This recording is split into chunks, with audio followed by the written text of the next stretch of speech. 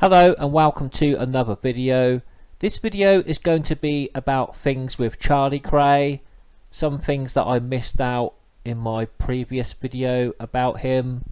I want to talk about a few things that happened after Charlie Kray's release from prison in 1975. These are a few things that I missed out and they are worth a mention. But I would like to start with a bit about Dolly Kray and villain George Ince. And I will also touch on Charlie Kray's son, Gary Kray. Charlie and Dolly were married in 1948 and their marriage lasted until Charlie Kray's release from prison in 1975, and then they parted ways shortly after. Dolly went on to marry a man called George Ince in 1977. George Ince was a villain with whom Charlie's wife had an affair with.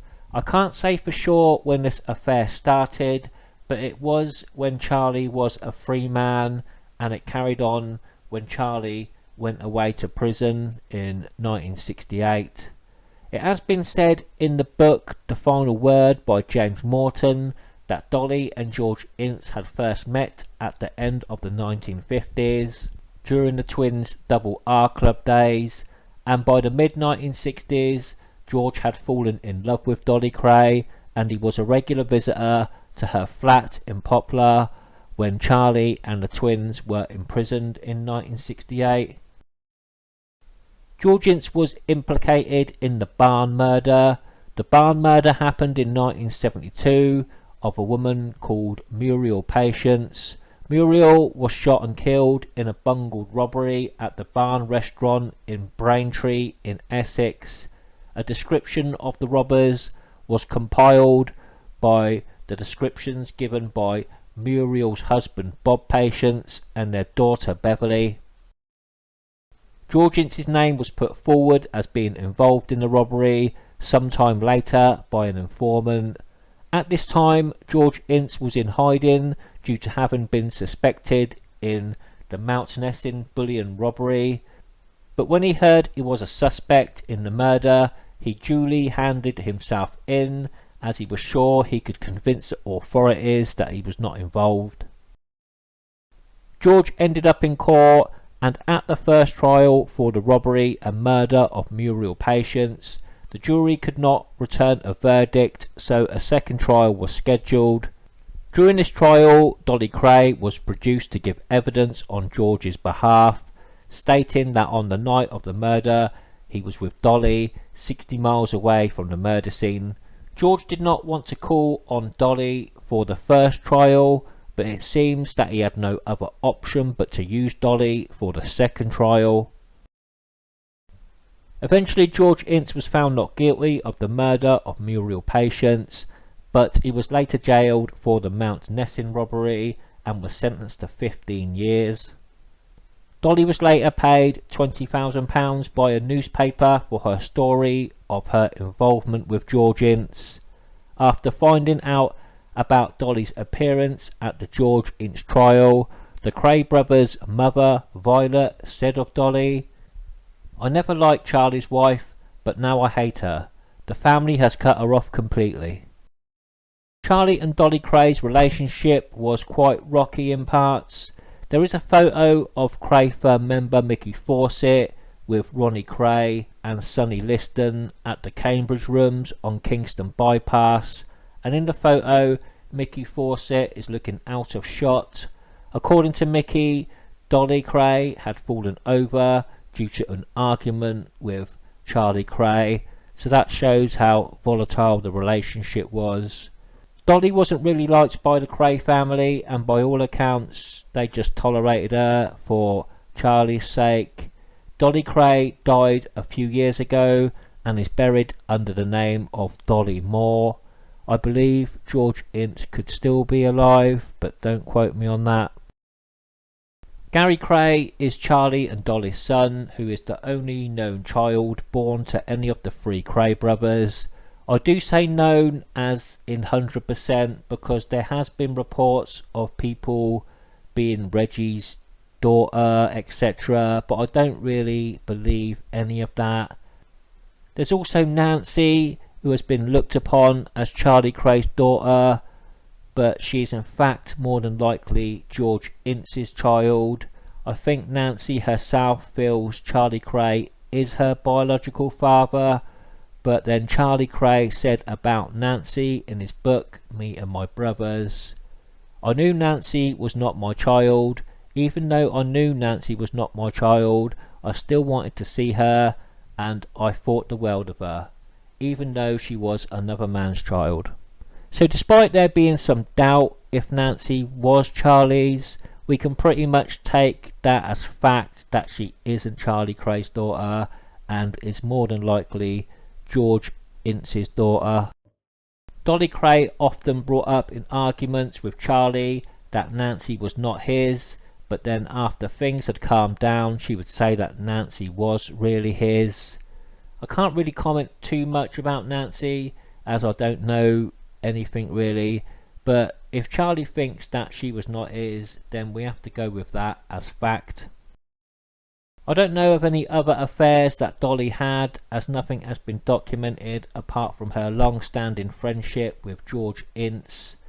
Gary Kray is a bit of an enigma in the Kray story, if enigma is the right word. He's often seen in pictures and of course in the famous cine film of the Kray family that was filmed in the early 1960s.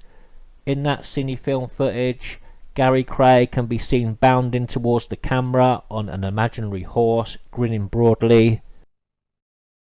But although he does feature in quite a few pictures and that cine film, there's not much said about Gary Kray, and some things that have been said have been false. Two of the main things that are said about Gary Kray that are not true is that he was gay and that he died of AIDS. Both of these things are 100% not true. Gary was not gay and he died of cancer and not AIDS. I'm not sure where these things came from, but it is the two things that some people think are true when in fact they are not. I have tried to get some more information on Gary Kray, but that has not happened at the moment. I did want to give you more details about Gary, as very little is known about him, even though he is seen a lot in pictures. If anything changes and I can get some information, I will make another video on Gary. Back to Charlie Kray and after his release from prison. Shortly after his release, Charlie was said to have been a meter and greeter at the Gallipoli restaurant in Bishopsgate. I believe it was at 8 Bishopsgate Churchyard, and my search brings up this building. Also around this time, Charlie also found himself selling cutlery at the Ideal Home exhibition. Charlie Kray was in the news in 1991 when his driver Bruce Bryan was stabbed to death in Stocks nightclub in Chelsea. Ronnie O'Sullivan Sr. was convicted for that murder and got life. Ronnie Sr. is of course the father of snooker player Ronnie O'Sullivan. Bruce Bryan had been in the club with Charlie's one-time girlfriend Angela Mills, and according to the prosecution evidence, O'Sullivan and a certain Edward O'Brien had been shouting racist taunts and singing football songs. A fight broke out and O'Sullivan stabbed Bryan with a hunting knife after being hit with a champagne bottle. O'Sullivan claimed mistaken identity, but he was convicted nevertheless. Charlie Kray declined to give evidence on his behalf at the trial. There was supposed to be a few incidences where Charlie Kray was suspected of being a broker or a middleman in a couple of contract killings since his release, with the most notable happening in 1994 with the murder of millionaire businessman Donald Urquhart. Mr. Urquhart, who was 55, was killed in front of his girlfriend as they left their local pub in Marylebone High Street. A man pulled up on a black Yamaha motorbike and gunned down Mr. Urquhart. This afternoon, police traced the motorcycle used by the killer of the multimillionaire property dealer. It was found parked in a side street a half a mile from where he died, and it was removed for forensic tests. At the same time, police were examining two of Mr. Urquhart's cars, one of which he used as a mobile office, as they widened the hunt for the killer of the London businessman. Donald Urquhart and his Thai girlfriend had just left this public house in West London when the gunman drew up here and shot him 3 times in the head. It was a contract killing carried out by a professional. Unfortunately, this type of killing is becoming too common in this country. Do you think this is the first sign of an increasing trend of professional killing? It's in line with events over the past few years, yes. Urquhart was suspected of handling money from the Brink's-Mat robbery. Charlie Kray was arrested in connection with this killing and questioned for several hours. Charlie claimed he never knew Urquhart and had no idea why he was gunned down. Kray brother quizzed in Murder Probe said the newspaper headlines the next day, and Charlie, being Charlie, wanted to make a few quid out of it, so he done an interview with Alistair Stewart on the London Tonight news programme later that evening after his release.